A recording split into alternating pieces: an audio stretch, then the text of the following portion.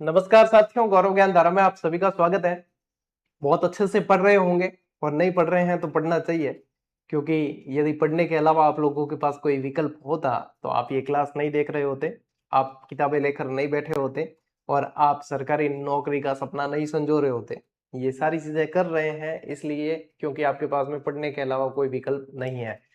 तो फिर पढ़ ही रहे हो तो शिद्दत से पढ़ो, डेली पढ़ो, नियमित रहो अपने लक्ष्य के प्रति। निश्चित रूप से सफलता देर से सही लेकिन मिलेगी जरूर।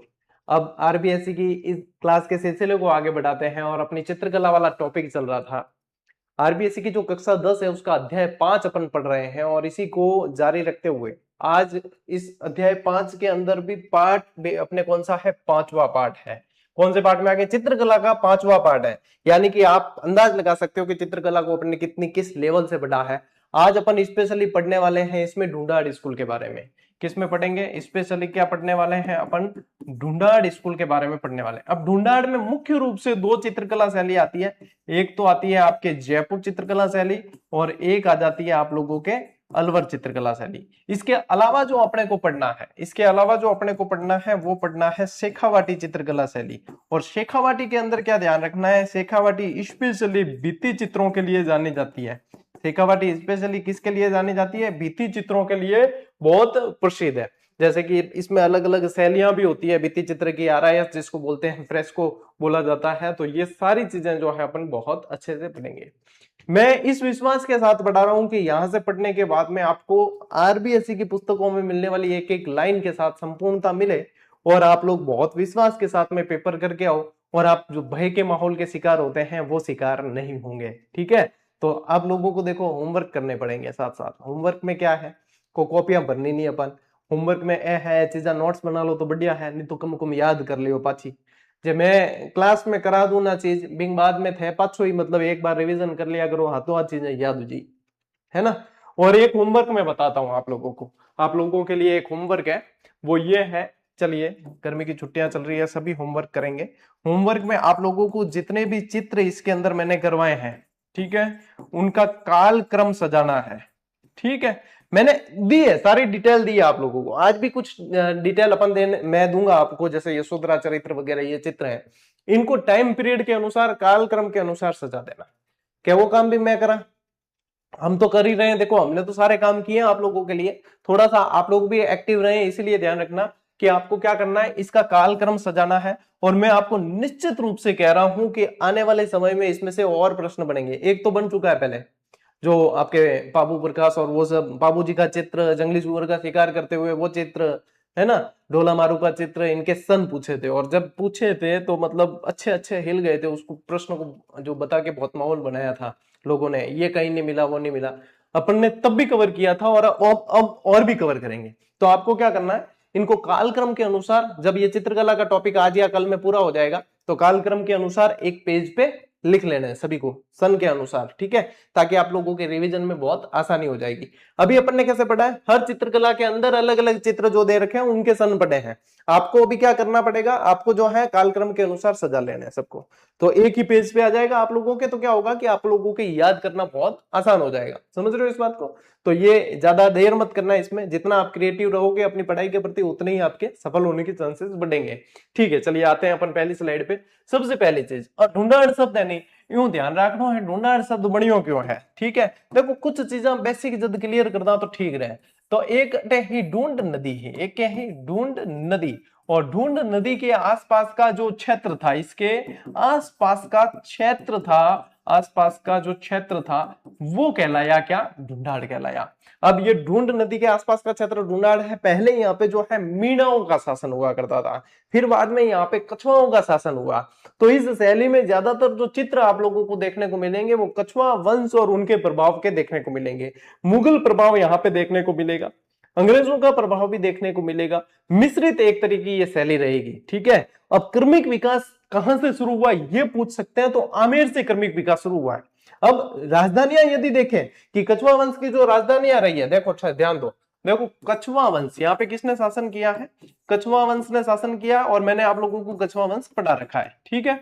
तो कछुआ वंश की जो राजधानियां रही है उनका क्रम क्या रहा है, ये भी मैंने आप लोगों को पढ़ाया है। जो राजधानी रही है तो उसमें क्या पढ़ाया मैंने आपको कि डीजे पर आज नाचेंगे, यही पढ़ाया था, ट्रिक से आप लोगों को याद करवाया। अब डीजे पर आज क्यों नाचेंगे, क्योंकि डी से क्या है आप लोगों के, डी से क्या आएगा, दौसा आएगा। सबसे पहली राजधानी इनकी दौसा थी। फिर उसके बाद में क्या आया, जमवा रामगढ़। क्या आया, जमवा रामगढ़ को राजधानी बनाया गया, जमवा रामगढ़ को। फिर यहां से राजधानी क्या बनाया, आमेर बनाया है, ठीक है, आमेर। और फिर बाद में राजधानी जयपुर, क्योंकि जयपुर तो बसाया ही बाद में है। तो ये राजधानियों का क्रम रहा है। अब यहाँ पे चित्रकला के अंदर क्या पढ़ते हैं कि राजधानियों का मतलब चित्रकला का क्रमिक विकास कहां से देखने को मिलता है, कि जहां से बिल्कुल क्रमिक विकास एकदम से देखने को मिलेगा व्यवस्थित, तो वो आमेर से देखने को मिलेगा। कहां से देखने को मिलेगा, आमेर से देखने को मिलेगा। कोकिल देव के बाद में आमेर जो है अस्तित्व में आ चुका था। तो यहाँ पे क्या बात करेंगे अपन, जयपुर शैली का जो उत्पत्ति है, तो चित्रण परंपरा दरअसल उसकी पूर्ववर्ती यानी पुरानी राजधानी आमेर की चित्र शैली के क्रमिक विकास का ही परिणाम है। कहां से देखने को मिला है, आमेर। अब ये लाइन भाई साहब दे रखी है, देखो किस तरीके से, कि यदि समझे नहीं तो समझ ही नहीं आती। तो कहने का मतलब ये है कि पुराने जितने चित्र है, क्रमिक विकास यानी कि क्रम से विकास जो देखने को मिलेगा वो आमेर चित्रकला शैली से देखने को मिलता है। आगे बात समझ, तो यहाँ पे आमेर शब्द पे ध्यान देना है। फिर आमेर शैली का प्रारंभिक विकास, फर्स्ट फेज अलग था, सेकंड फेज अलग था। प्रारंभिक विकास देखते तो प्रमुख चित्र, और यहाँ पे मोस्ट इंपोर्टेंट लगाना है जो है आप लोगों के यशोधरा चरित्र, और इसका सन मोस्ट इंपोर्टेंट है 1591, 1591 के अंदर यशोधरा चरित्र चित्र। अब प्रश्न दो तरीके से बनता है, तरीके भी पता होने चाहिए। पहला प्रश्न बनेगा, तीन तरीके के प्रश्न बता रहा हूं। पहला प्रश्न, यशोधरा चरित्र आमेर चित्रकला शैली के कौन से फेज का, कौन से काल का चित्र है, तो पहले काल का, प्रथम काल का है, फर्स्ट फेज का है। दूसरा कि यशोधरा चरित्र कौन सी चित्रकला का चित्र है, तो ढूंढाड़ शैली, ढूंढाड़ स्कूल आ गया, और आमेर शैली आ गई, तो आमेर का है। यशोधरा चरित्र किस सन में बनाया गया, तो 1591 के अंदर बनाया है। अब ये तीन के अलावा फिर कंसेप्चुअल प्रश्न पे आते हैं, वो क्या है कि ये आमेर शैली के प्रारंभिक काल का महत्वपूर्ण चित्रित ग्रंथ है, और जो आप लोग यहाँ पे देख पा रहे हो। तो जितनी तरीके से प्रश्न बनते हैं उतनी तरीके से सोचना जरूरी है भाई। एग्जामिनर होचे ना ब्यू पहला आपा होचला तो ज्यादा बेनिफिट है। तो इस तरीके से जो है दिमागी घोड़े दौड़ने चाहिए, तब जाके आप लोगों के सीधे सीधे आउटपुट आएगा। प्रश्न है श्योर छपने वाले प्रश्न है, तो इस तरीके से सोचना शुरू कर दो। दूसरा, रज्मनामा। अब रज्मनामा है क्या, रज्मनामा क्या है, महाभारत जो ग्रंथ था उसका फारसी अनुवाद किया और चित्रात्मक तरीके से किया है, तो वो है, उसको कहते हैं रज्मनामा। भारतीय इतिहास के अंदर भाई साहब बहुत पढ़ते हैं इसको। तो महाभारत का फारसी अनुवाद रज्मनामा की प्रति मुगल सम्राट अकबर के लिए तैयार की गई थी। किसके लिए की गई थी, अकबर। अब क्यों तैयार की थी बताओ। अकबर ने क्या किया कि सभी धर्मों के जो है विद्वान उनको बुलाए थे, है ना, और उनसे जो है सभी से अच्छी अच्छी बातें सीखने के लिए उन्होंने जो है ऐसी चीजें की थी। तो वहां पे ये इसलिए कहा जाता है कि फारसी अनुवाद किया गया इसका, उसको भाई ये संस्कृत समझ में नहीं है, फारसी अनुवाद किया तो उसको रज्मनामा नाम दिया। ये प्रति जयपुर सूरत खाने में ही तैयार हुई है। सूरत खाना क्या है, सूरत खाना है विचारों को सूरत देने का कारखाना है। कैसे, सूरत देने का यानी कि सूरत और मूरत देने का यानी कि चित्रात्मक रूप देने का कारखाना। चित्रकार जहां पे बैठ के चित्रकारी किए करते थे। सवाई जय सिंह ने जो है ये सूरत खाना बनाया है। सवाई जय सिंह ने 36 कारखाने बनाए भाई साहब, देख लो। अपा जिंदगी में एक बन जाए तो ही गणो, एक ही को बनाए, तो वह बनाया 36 कारखाना, यानी 36 कारखाने, ये कितने लोगों को रोजगार दिया। तो हर कोई भी राजा हो अपने आप में राजा ने, मतलब उन्होंने काम राजा जैसे किए हैं, इसलिए वो राजा हुए हैं। तो यहां ध्यान रखें कि इस ग्रंथ में 169 बड़े आकार के चित्र हैं, और भाई साहब इसमें से ये मोस्ट इंपॉर्टेंट लाइन हो जाती है वर्तमान पैटर्न को देखते हुए कि रज्मनामा के अंदर कितने बड़े चित्र हैं। तो 169 बड़े चित्र हैं, इसमें जयपुर के स्थानीय चित्रकारों के नामों का स्पष्ट उल्लेख भी मिलता है। और फिर आता है टाइम पीरियड, ध्यान रखना 1588। तो पहला कौन सा है, पहले है आप लोगों के रज्मनामा, उसके बाद ध्यान रखना है 1591 जो आप लोगों के यशोधरा चरित्र है। दोनों ही फर्स्ट फेज के हैं। आमेर चित्रकला शैली प्रारंभिक काल फर्स्ट फेज इसके हैं, आप लोगों को ध्यान रखना है। अब लगता क्या है, स्लाइड है, स्लाइड में लिखी हुई चीज कोई भी पढ़ ले के बाद है, लेकिन मेन चीज है कि प्रश्न कहां से बनेगा, अपने को उस तरीके से समझ होनी चाहिए, अपने को उसकी जानकारी होनी चाहिए। रज्मनामा है तो क्यों है, किस तरीके से है। जब ये चीजें क्लियर हो जाए तभी शिक्षक का महत्व है, नहीं तो यूं तो कोई भी लिखोड़ो है, कोई भी पढ़ ले क्या है बिम बिम क्या बताइए, है ना। तो ये चीजें हैं, इस तरीके से आप लोगों को ध्यान रखना है। पहली स्लाइड क्लियर है, मैटर यहां तक का। आरबीएससी की किताबें देखोगे तो 3-4 लाइन है, लेकिन यहाँ पे आप लोगों को लग रहा है कि हाँ वास्तव में पढ़ना इस तरीके से चाहिए। ले स्क्रीनशॉट, आगे बढ़ते हैं। देखिए अब ये तो अपन ने पढ़ लिया, ठीक है। अब आते हैं अपन भित्ति चित्र पे। भित्ति चित्र और मुगल प्रभाव देखने को मिला है। वो क्या है? प्रमुख स्थान बैराट। अब बैराट देखो वर्तमान में आ गया कोटपुतली बैराट। किस में आ गया? कोट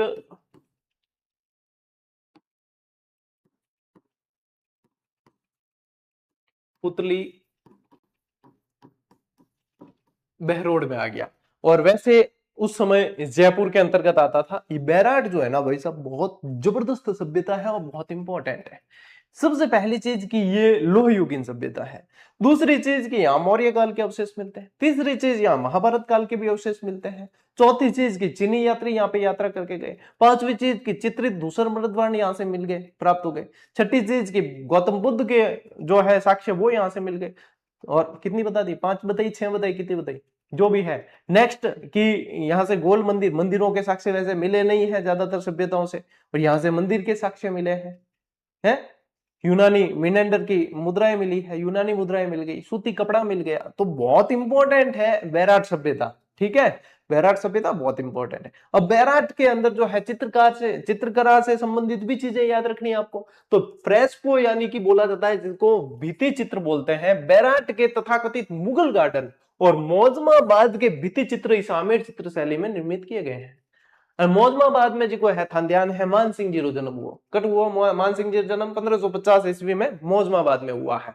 तो ये ध्यान रखना है। एक तो बैराट के चित्र, मुगल गार्डन के, स्पेशली ये मुगल गार्डन के और मौजमाबाद के चित्र, ये जयपुर चित्रकला शैली के हैं, आमेर चित्रकला शैली के हैं। विशेषता क्या है? इन भित्ति चित्रों पर मुगल शैली का प्रभाव साफ साफ दिखाई देता है। मुगल शैली का प्रभाव क्यों नहीं दिखाई देगा? बहरमल ने अधीनता स्वीकार कर ली थी, उसके बाद में भगवान दास मुगल अधीनता के अंतर्गत रहे हैं, मान सिंह ने सारे सारे अभियान किए हैं, यानी कि लगातार जो है बहरमल के बाद में मुगलों के प्रभाव में रहे। वैवाहिक संबंध सबसे पहले स्थापित किए हैं मुगलों से, वो बहरमल से शुरू हुए हैं। तो निश्चित रूप से जब पामना आए जाए तो बी टाइम तो प्रभाव तो पड़ना है, पामना मतलब क्षेत्र। तो मुगलों का प्रभाव जो है इस चित्रकला शैली पे दाब दाब के पड़ा है। आमेर शैली का द्वितीय चरण, मिर्जा राजा जय सिंह का काल जो रहा है 1621 से 1670 तक, ये आमेर चित्रकला शैली का दूसरा महत्वपूर्ण चरण रहा है। मिर्जा राजा जय सिंह के राज्यकाल से शुरू हो जाता है, ठीक है। मिर्जा राजा जय सिंह के राज्यकाल से ये शुरू हो जाता है। अब देखो सबसे ज्यादा कछवा वंश का वह शासक कौन था जिसने सबसे ज्यादा समय तक जो है शासन किया, रूल किया? वो थे मिर्जा जय सिंह, मिर्जा राजा जय सिंह। मिर्जा राजा जय सिंह के बाद में फिर जो महत्वपूर्ण शासक पड़ते हैं वो सवाई जय सिंह है। तो यहाँ पे मिर्जा राजा जय सिंह का काल जो है ध्यान रखना। चलिए स्क्रीनशॉट लो बेटा, आप आगे बढ़ा मुझे।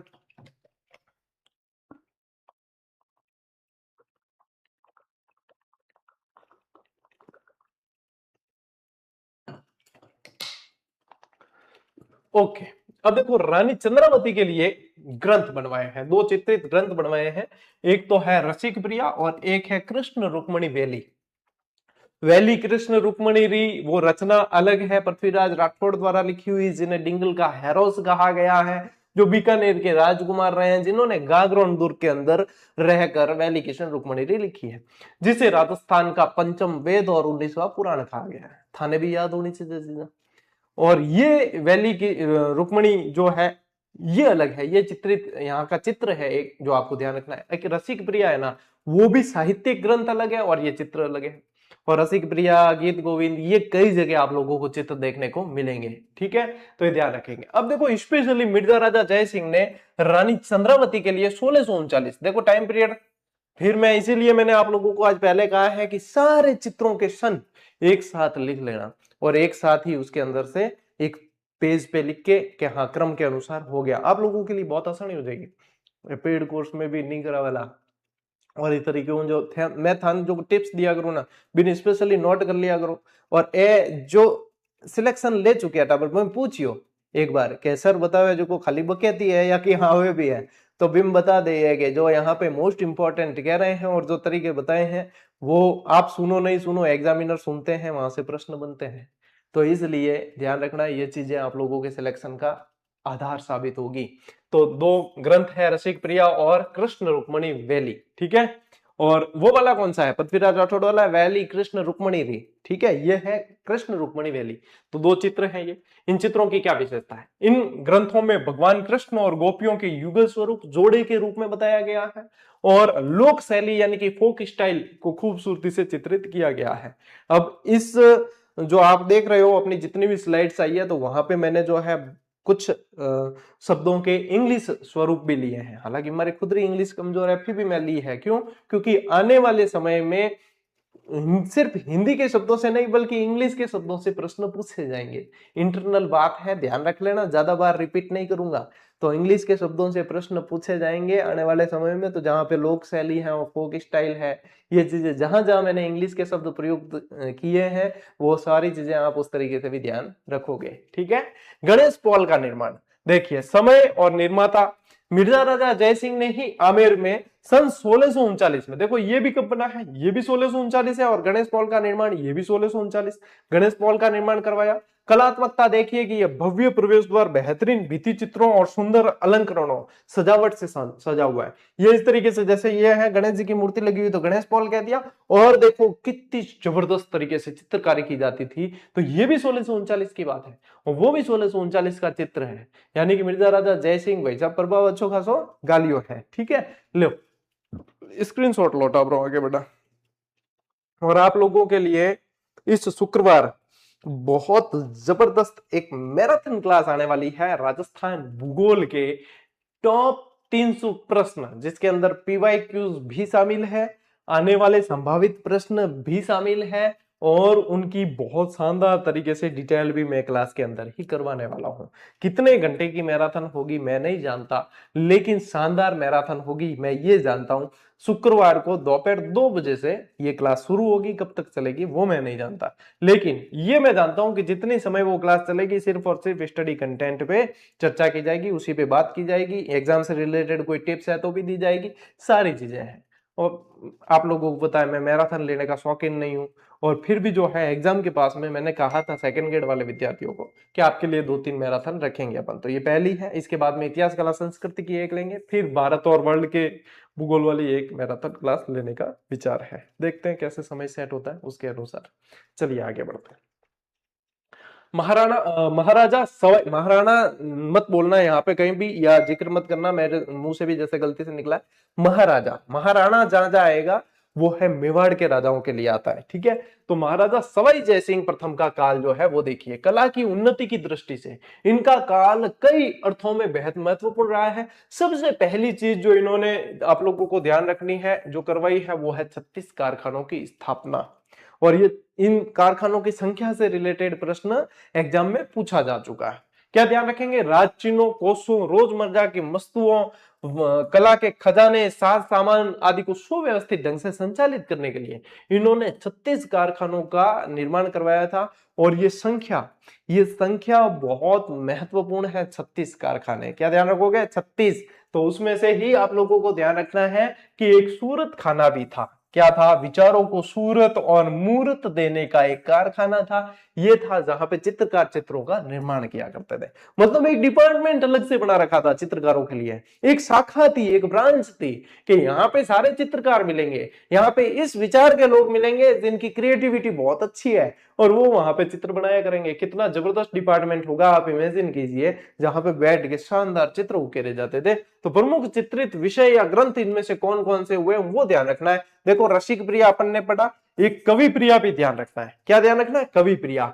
और मैंने क्या कहा था वहीं पे रसिक प्रिया पढ़ा, तब कहा था कि गीत गोविंद रसिक प्रिया ये बहुत जगह देखने को मिलते हैं। एक बारह मासा भी देखने को मिलता है, तो वो भी यहाँ भी देखने को मिलेगा। ये नवरस, ये ध्यान रखना, नवरस बहुत इंपॉर्टेंट है इसमें, और रागमाला भी यहाँ भी देखने को मिलता है। तो प्रमुख चित्रित विषय और ग्रंथ क्या क्या रहे हैं? रसिक प्रिया, कवि प्रिया, गीत गोविंद, बारह मासा, नवरस और रागमाला। ये आमेर चित्रकला शैली या ढूंढाड़ चित्रकला शैली के प्रमुख जो है चित्र रहे हैं, ठीक है। ले उठा ब्रो, स्क्रीनशॉट लो, आगे बढ़ा।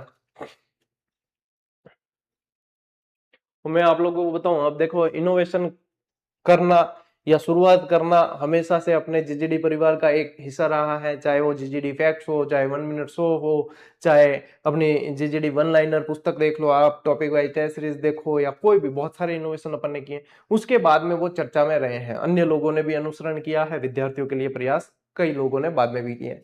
ये स्लाइड्स जो आप देख रहे हो, जिस तरीके से अपने पढ़ने का तरीका बदला है, ये भी आने वाले समय में आपको और भी प्लेटफॉर्म पे देखने को मिलेंगे। यानी अपर काम है बताना कि इस तरीके भी चीजें हो सके और उनको कंटिन्यू करना। फिर बाद में जो है लोगों को दिखता है कि अरे यार ये फलानी फलानी चीजें करते रहते हैं, इनको फिर अच्छा रेस्पॉन्स में मिलता है। अरे रेस्पॉन्स मिले मतलब क्रिएटिविटी तो होनी चाहिए, लेकिन भावना भी शुद्ध होनी चाहिए कि आपकी भावनाएं क्या है वो पता चलना चाहिए। वो कब पता चलती है कि जहां पे कभी कोई, जिसका अपन ने कहीं कोई अहित नहीं किया, वहां पे भी कोई व्यक्ति अपने बारे में कुछ बोल रहा है और वहां पे जाके जो है स्टूडेंट मोर्चा खोल देते हैं, भाई साहब पहले आप इतना कर लीजिए, उसके बाद में बात करेंगे तो अच्छा लगेगा। तो वहां पता चलती है वैल्यू। अपने प्लेटफॉर्म पे कमेंट से तो पता चलती है, लेकिन थर्ड पार्टी के प्लेटफॉर्म पे जब वो कमेंट आते हैं, जब वो पढ़ते हैं, तो हृदय प्रफुल्लित होता है, गदगद होता है और लगता है कि वास्तव में हमने जीवन में कुछ कमाया है। कि ये 5 साल जो दिए हैं इन विद्यार्थियों को, तो ये वास्तव में असली कमाई जो है वो ये है। बहुत अच्छा लगता है। आप सभी का दिल से धन्यवाद मैं देना चाहूंगा इसके लिए। चलिए आगे बढ़ते हैं। महाराजा सवाई ईश्वरी सिंह का काल। सवाई ईश्वरी सिंह थे जानो, माधो सिंह जी और ईश्वरी सिंह जी उत्तराधिकार युद्ध में लड़िया। सवाई जय सिंह रे बाद में, है ना। और था ध्यान देबारी समझौते पर पढ़ायो। देबारी समझौते बाद में उत्तराधिकारी जो है बीज पूरा ही पनप गया बेटा। और अपने आरबीएससी के चैप्टर में तो उत्तराधिकारी संघर्ष स्पेशली पढ़े अलग से, तो वो वहीं पे वही सवाई ईश्वरी सिंह है। कौन? जो ईसर लाट यानी कि सरगासुली से कूद कर जिन्होंने आत्महत्या की थी। किन्नी नजर लाग गिरे, गलो खराब क्या हुआ है। इनके समय में चित्र सर्जन का मुख्य केंद्र क्या था? सूरत खाना आमेर से हटकर जयपुर आ गया था। अब देखो सूरत खाना जो है सवाई जय सिंह ने कहां स्थापित किया था? आमेर में किया था। और इन्होंने आमेर से हटाकर कहां पे स्थापित कर दिया? जयपुर में स्थानांतरित कर दिया। ठीक है, तो ये महत्वपूर्ण घटना है इनके समय की, पूछ सकते हैं। प्रमुख चित्रकार और उनका काम। इनके समय 2 चित्रकारों का काम अत्यंत प्रशंसनीय रहा है और इन चित्रकारों के नाम इनके अनुसार पूछे जा सकते हैं कि फलानिया फलानिया चित्रकार जो है वो कौन से शासक के समय या फलाने शासक के समय कौन से चित्रकार हुए। तो ये 2 चित्रकारों के नाम ध्यान रखना है, एक तो साहिब राम और एक लाल चंद्र। जिसमें जो साहिब राम है, ठीक है, साहिब राम जो है ना आदमकद चित्र, यानी कि आदमी है, आदमी के हाइट के बराबर चित्र बना देगा। आदमकद क्या? आदमी के कद के अनुसार चित्र, यानी कि पोर्ट्रेट चित्र, और बिल्कुल ही यूं आदमी के हाइट के अनुसार बना दे, उनका एक्सपर्ट था। तो ये प्रश्न बनता है कि सवाई ईश्वरी सिंह के समय जो है कौन से चित्रकार ने आदमकद चित्र बनाया, या आदमकद चित्र बनाने वाला साहिब राम कौन से शासक के समय था। तो ये बहुत मोस्ट इंपोर्टेंट है। इन्होंने बड़े व्यक्ति चित्र यानी आदमकद पोर्ट्रेट बनाकर चित्रकला में एक नई परंपरा की शुरुआत की। ठीक है, और बताओ किन चित्र बनाए हुए? सब पहले आदमकद किन शासक के समय? हाँ, ईश्वरी सिंह, तो सबसे पहले ईश्वरी सिंह का। फिर एक लालचंद्र भी लाए। इनकी विशेषता रही है, इन्होंने जानवरों की लड़ाइयों को दर्शाया है। तो इन्होंने जानवरों की लड़ाइयों का सजीव चित्रण किया है, ऐसे लगता है जैसे कि अभी ये लड़ रहे हैं या लड़ पड़ेंगे। तो इस तरीके से ये देखो कैसे चित्र बताया हुआ है। तो जानवरों की लड़ाई का जो है सजीव चित्रण किया है। ये तो मतलब एक उदाहरण है, ये चित्र एक उदाहरण है। इन्होंने और भी बहुत सारे चित्र बनाए। तो पूछ सकते हैं, डायरेक्ट भी पूछ सकते हैं, जानवरों की लड़ाई के सजीव चित्रण कौन से चित्रकार की पहचान रही है? लालचंद्र की। ठीक है, कौन बनाया? लाल जी बनाया। और साहिब जी क्या बनाया? साहिब जी आदमकद बनाया। याद रह जाए ना? ओके, ले स्क्रीनशॉट लो भैया, चलते हैं आगे।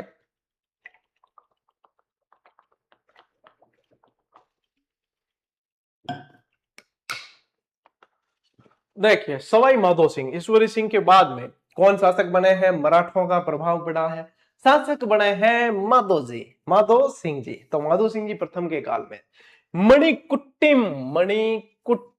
मणिकुट्टिम प्रवृत्ति, ठीक है, क्या बोलते हैं? Embellishment take. ये देखो इसीलिए कहा है मैंने आपको, ये इंग्लिश के शब्द पूछे जाएंगे। ठीक है, अनूठी तकनीक है ये। इनके समय कलाकारों ने चित्रों में केवल रंगों को न भरकर उनके स्थान पर मोती, लाख, लकड़ी की मणियों को चिपकाकर चित्रों को सजाया है। अब देखो ये इसमें क्या किया है, इन्होंने क्रिएटिविटी की है कि सिर्फ कलर नहीं बनाए, रंग नहीं भरे, ऊपर जो है वो दालिये वगैरह आते हैं ना, दालियां आ गई, आपके जो है मोती हो गए, छोटे छोटे मोती, लाख हो गई, और लकड़ी की जो है मणियां हो गई छोटी छोटी, मतलब कैसे लगेगा, हाथ पिरा के देखोगे तो भी अनुभव होगा। तो ये इन्होंने जो है इस शैली को कहा है मणिकुट्टिम प्रवृत्ति। तो मणिकुट्टिम प्रवृत्ति का इन्होंने प्रयोग किया है। इस शैली, इस अनूठी तकनीक ने रीति काल में अलंकारिक मणिकुट्टिम प्रवृत्ति को बढ़ावा दिया। ठीक है, ये मोस्ट इंपॉर्टेंट है इनके यहाँ काल की। कलात्मक भित्ति चित्र जिसको फ्रेस्को कहा गया, फ्रेस्को ब्रूनो वगैरह कहते थे। तो सवाई माधो सिंह प्रथम के समय जयपुर के कई स्थानों पर कलात्मक भित्ति चित्र दीवारों पर उतारे गए, जिनको फ्रेस्को कहा जाता है। आरआईएस जिसे बोलते हैं, आरआईएस शैली क्या होती है वो भी अपन पढ़ते हैं अभी। ठीक है, तो देखो इनके समय में ये फ्रेस्को यानी कि भित्ति चित्रों और कलात्मक कहां कहां देखने को मिले, गलता मंदिरों में देखने को मिले जो रामानुज शाखा से संबंधित रहा है, सिसोदिया रानी के महल में देखने को मिलते हैं, चंद्र महल यानी कि सिटी पैलेस में देखने को मिलते हैं, पुंडरीक की हवेली में देखने को मिलते हैं। तो 4 जगह दे रखी है, तो हो सकता है कि ये भी पूछे कि निम्न में से कहां पे जो है फ्रेस्को यानी कि ये कलात्मक भित्ति चित्र नहीं देखने को मिले। 3 दे देंगे, एक दूसरा दे देंगे, तो ये ध्यान रखना है। एक लाल चितेरा ध्यान रखना है जो दोनों शासकों के समय था। क्या ध्यान रखोगे, दोनों शासक ईश्वरी सिंह और माधो सिंह के समय। यह कलाकार महाराजा ईश्वरी सिंह और माधो सिंह दोनों के समय था। कौन है, अरे भैया लाल चितेरा है, यानी कि लालचंद्र अबार पड़ी हो जी कोई, ओके थे कह दो गुरु जी ये तो लाल चितेरा लिखा हुआ है, वहां लालचंद्र लिखा हुआ है। तो चितेरा मतलब होता है पेंटर यानी कि चित्रकार। तो कोई भी चित्रकार का नाम है उसके पीछे चितेरा शब्द जोड़ के दिया जा सकता है। कि साहिब चितेरा, साहिबराम चितेरा, नासिर चितेरा, नासिरुद्दीन चितेरा, की भी दे सके। तो ये थोड़ा सा अपने सोचने समझने की क्षमताओं को थोड़ा सा बढ़ाना, क्रिएटिव बनना, चीजें अच्छे से याद होगी। लो स्क्रीनशॉट लो, आगे बढ़ा। ठीक है, अब देखिए महाराजा सवाई प्रताप सिंह का काल। अब प्रताप सिंह का काल तो यदि देखा जाए तो एक तरीके से कला का स्वर्ण काल रहा है, क्योंकि इन्होंने तो मतलब 22 के समूह बना दिए थे जिनको गंधर्व 22 ही कहा गया। क्या चित्रकार है तो 22 का समूह, पूरी पूरी टीम उतारते थे। 11 खिलाड़ियों की तो क्रिकेट में उतरती थी, ये 22 खिलाड़ियों की उतार देते थे। ठीक है, तो देखो इनके समय में 50 से भी अधिक कलाकार सूरत खाने के चित्रों को बनाने में के लिए नियुक्त थे। एक तरीके से स्वर्ण काल था इनके समय का। 50 से ज्यादा कलाकार थे सूरत खाने के अंदर, चित्रकार। ठीक है, प्रमुख चित्रकार कौन कौन थे, राम सेवक, गोपाल, हुक्मा, चिमना, शालिग्राम, लक्ष्मण, ये प्रमुख चित्रकार हुए। एक और ध्यान रखना, जयपुर के चित्रकार के अंदर ये पूछा जाएगा, जयपुर के अंदर मोहम्मद शाह एक चित्रकार था, मोहम्मद शाह या मोहम्मद, खाली मोहम्मद भी लिखा मिल सकता है। ठीक है, ये जयपुर का चित्रकार है और ये एक बार प्रश्न पूछ चुके हैं। ठीक है, प्रधान विषय चित्रण कौन कौन से रहे हैं, तो इनके समय में देखो राधा कृष्ण की लीलाएं रही है, नायिका भेद, राग रागिनी और बारह मासा। ठीक है, ये प्रमुख चित्र रहे हैं सवाई प्रताप सिंह जी के काल में। ठीक है, याद रखनी चीजें सारी सारी। मेन क्या है, ये चित्रकारों के नाम याद रखना इनमें। ठीक है, लीजिए स्क्रीनशॉट लो, यहां से कहीं से भी कोई भी एक चित्रकार उठा के पूछ लेते हैं, मिलान वाले सवाल दे देते हैं। अब आते हैं अपन सवाई राम सिंह का काल और कला संस्थान की स्थापना। देखो मदरसा हुनरी के नाम से एक स्कूल खोली थी इन्होंने, जिसका नाम बाद में जो है महाराजा स्कूल आर्ट्स एंड क्राफ्ट कर दिया गया। पहले नाम था मदरसा हुनरी। क्या नाम था,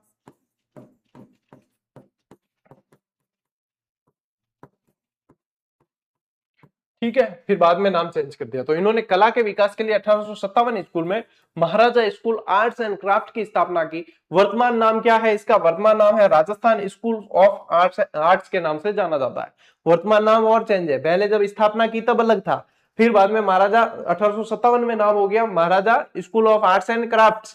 ठीक है, स्कूल में सब्जेक्ट होता है ना आर्ट्स एंड क्राफ्ट का, आजकल सरकारी स्कूलों में तो कम होता है, फिर भी प्राइवेट स्कूलों में तो लगभग सभी का एक मतलब कालांश आता है, तो वो ध्यान रखना, ये वही है। ठीक है, अब हो गया इसका नाम राजस्थान स्कूल ऑफ आर्ट्स। तो ये किसने स्थापना करवाई है, सवाई राम सिंह जी ने। अब देखो जयपुर चित्रकला शैली की प्रमुख विशेषताएं, क्या क्या विशेषता रही है, भित्ति चित्रण रही है, बार बार पढ़ा अपन ने, पोथी चित्रण, आदमकद पोर्ट्रेट, लघु चित्रण यानी कि मिनिएचर पेंटिंग्स, और मुगल प्रभाव को ग्रहण करते हुए राजपूती संस्कृति की नफासत यानी कि नजाकत और लोक रंगों की मतलब प्रधानता बताई गई है। बताइए कैसे कैसे शब्द, क्या नफासत और नजाकत प्रयुक्त की गई है इन चित्रों के अंदर, यह विशेषता रही। क्या विशेषता, आदमकद पेंटिंग यानी कि पोर्ट्रेट। ठीक है, पोथी चित्रण जैसे कि रामकृष्ण की लीलाएं वगैरह बताइए, लघु चित्रण नायिका भेद में देखने को मिलता है, भित्ति चित्रण सिसोदिया रानी के महल में, गलता मंदिर में, सब जगह देखने को मिलता है। ये सारी चीजें भाई साहब जयपुर चित्रकला शैली की विशेषताएं रही है। स्क्रीनशॉट लीजिए। अब देखिए भित्ति चित्रण की विशेष पद्धति, जिसको अपन बार बार मैं कह रहा हूं आला गीला, आरायस वगैरह नाम देखने को मिलते हैं, फ्रेस्को बोला जाता है जिसे, ये क्या चीज है? तो जयपुर के भित्ति चित्रों की एक विशेष पद्धति, जिसे स्थानीय भाषा में आला गीला, आरायस या मोराकसी कहा जाता है। मोस्ट इंपॉर्टेंट कर देना तीनों नाम। क्या है? आला गीला। आलो किने के मन थे बताओ थे कि अपने देसी भाषा में के पानी गिर गयो फर्श माथे तो क्या फर्श आलो उगो, या गीला हो गया तो आला गीला। आरआईएस वही है, ठीक है, आरआईएस भी वही है। एक मिनट है ना, आरआईएस भी वही है। हाँ अमर करो फोन है ना, क्लास में होगा। तो आरआईएस आला गीला, और फिर अपने क्या आ गया? मोराकसी। क्या आ गया? मोराकसी। बनाने की विधि, इस पद्धति में चूने के तैयार प्लास्टर यानी कि प्लास्टर होते हैं, इनको घोट कर अच्छी तरह चिकना कर लिया जाता है और फिर उसी गीली सतह पर चित्रण किया जाता है। ठीक है, क्या किया? चूना है, चूने को जो है एक तरीके से पोत दिया पूरी, और गीले पे ही जो है चित्रण किया जाता है, वो पद्धति होती है। सर्वप्रथम प्रारंभ राजस्थान में सबसे पहले आला गीला पद्धति का प्रारंभ आमेर में हुआ था और कछुआ मुगल संबंधों के प्रभाव का परिणाम था। इस तरीके से ये चित्र इसके अंदर बनाए जाते थे। ये भित्ति चित्रण है। और देखो आला गीला पद्धति बनाने की प्रक्रिया क्या है, और पूरी स्टेप बाय स्टेप प्रक्रिया है भाई साहब। नौकरी नहीं लगे ना अगर तो आ चीज भी सीख लियो। मैं अभी चीज सिखा रही हूँ था के पहले क्या करना है, बाद में क्या हुई थी, बाद में क्या हुई। ठीक है, तो देखो सब पहले क्या करनी है, सतह तैयार करनी है दीवार की। क्या करनी है? दीवार को साफ करना है, चूने से एकदम जो है उसको तैयार करना है। फिर क्या करना है? प्लास्टर को घोटना है, कि तैयार प्लास्टर को घोट कर अच्छी तरह से चिकना करना है। ठीक है, और जब चिकना हो जाए तब जो है, जब सतह गीली होती है तब उस पर जो है पेंटिंग की जाती है। तब क्या है? बिल्कुल उकेरा जाता है, आउटलाइन बनाई जाती है। आउटलाइन बनाने के बाद में रंग भरे जाते हैं। गीली सतह पर प्राकृतिक रंगों से चित्र जो है वो भरे जाते हैं, और उसके बाद में चित्र पूर्ण हो जाता है तो सतह सूखने पर रंग स्थायी हो जाते हैं और भित्ति चित्र पूर्ण हो जाता है। ये है भाई साहब इसका क्रम। सतह की तैयारी, प्लास्टर को घोटना, गिली सतह पर रेखांकन करना, रेखांकन यानी कि आउटलाइन करना, फिर रंग भरना और चित्र पूरा हो जाना। यह है आरआईएस, आला गीला या मोराकसी। तीन नाम इसके लिए प्रयुक्त किए जाते हैं और आप लोग इसके बन गए हो अब कुशल कारीगर। ले स्क्रीनशॉट थे उगा कुशल कारीगर। अब देखा आप आगे क्या है, क्योंकि क्लास जितनी लंबी होगी तो उतना क्या है थोड़ा सा। अच्छा एक और स्लाइड इसकी पढ़ लेते हैं, जयपुर चित्रकला शैली की। उसके बाद में आप लोगों के अलवर चित्रकला शैली और शेखावाटी ये कल पढ़ेंगे, क्योंकि क्लास लंबी नहीं असरदार होनी चाहिए, जितना पढ़ा उतना याद। अपनी क्लास रहती है 30 से 40 मिनट की, ये टाइम पीरियड है, उसमें चीजें अच्छे से समझ में आ जाए। मान लो कि वो आपका टाइम यूटिलाइज हो गया है, उसको आप अच्छी तरीके से उसको आपने काम में ले लिया। जयपुर शैली का प्रभाव आसपास के प्रमुख ठिकानों पर भी गहराई से रहा, जिसमें वहां स्थानीय ठिकाना पेंटिंग विकसित हुई है। देखो ठिकाना पेंटिंग यानी कि आसपास के जितने ठिकाने थे वहां पे जो है जो चित्रकारी हुई वो ठिकाना पेंटिंग के नाम से। अब इनके कौन कौन से ठिकाने इनके अंतर्गत थे ये पूछे जाएंगे, कि फलाना फलाना ठिकाने कौन से ढूंढार शैली में थे या नहीं थे, ये पूछेंगे। तो क्या ध्यान रखोगे? इसरदा ठिकाना। अब इसरदा वैसे कहां पड़ता है? सवाई माधोपुर वाला क्षेत्र है। सिवाड़ ठिकाना, ठीक है, झिलाए, उनियारा, चोमू, सामोद और मालपुरा। तो ये जो है इन ठिकानों की पेंटिंग जो है वो ठिकाना पेंटिंग के नाम से जयपुर शैली का प्रभाव इन पे देखने को मिलता है। जैसे कि मारवाड़ स्कूल जो है उसका एक ठिकाना रहा घाणेराव, तो घाणेराव भी ठिकाना पेंटिंग। वैसे ही ये सारे ठिकाने पेंटिंग है। ठिकाने यानी कि जहां पे ठाकुरों ने शासन किया है, ठाकुर रहे हैं, सामंत रहे हैं। ठीक है, मुख्य राजा नहीं रहकर सामंत रहे हैं, यानी कि ठाकुरों का शासन रहा है, वो उनके ठिकाने होते थे। ठीक, तो ये चीज है जो आप लोगों को ध्यान रखनी है। तो आज की इस क्लास के अंदर अब अपने जो चीज सीखी है वो आप लोगों को याद कर लेनी है ना। और आज क्या वार हो गया? आज मंगलवार है। कल बुधवार को अपने चित्रकला संबंधित जो चीज पूरी हो जाएगी, बुध को पूरी होगी। गुरु और शुक्रवार को आप लोगों के स्पेशली लोक कला से संबंधित क्लासेस आएगी, और इस सप्ताह के अंदर अपना ये अध्याय 5 पूरा हो जाएगा, यानी कि कक्षा 10 की आधी किताब पूरी। आधी के आधी से ज्यादा ही समझो, क्योंकि पहला चैप्टर ही बहुत बड़ा था, 1/3 तो पहला चैप्टर ही है पूरी किताब का। तो ये चीज आप लोगों के कंप्लीट हो जाएगी। निश्चिंत रहो, नियमित पढ़ो, और इन चीजों को जो पढ़ा रहा हूं ना ये बिल्कुल आप लोगों की तुरंत याद होनी चाहिए। समझ रहे हो बात को? ठीक है, चलिए आज की इस क्लास में, इस सेशन में साथियों इतना ही। अब मिलते हैं अपन अगले सेशन में, अगली क्लास में। तब तक के लिए राम राम, जय हिंद।